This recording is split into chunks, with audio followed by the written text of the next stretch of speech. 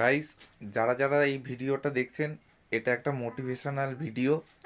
দেখে রাখুন আর জেনে রাখুন, সারা বছর বউয়ের অত্যাচার থেকে যদি বাঁচতে হয়, একটা দিন অন্তত ভালো করে পালন করুন, যাতে বউও শান্ত থাকবে।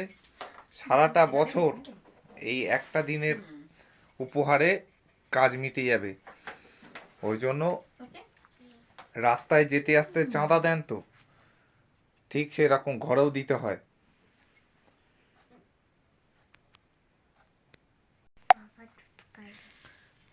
এই একটা জিনিস কি বলতো, এটা তো আমাদের বউদের অধিকার না, তো এই জিনিসটা তো আমাদের পাওনা থাকে সবসময়। অবশ্যই এটা বুঝতে পারছি না যে এই জিনিসটা কি তৃতীয়ার মানে কি হলো, মানে কি গ্যাস শেষ হয়ে গেলে আর গ্যাস নেবো না? অবশ্যই এটা ঠিক নয় কিন্তু।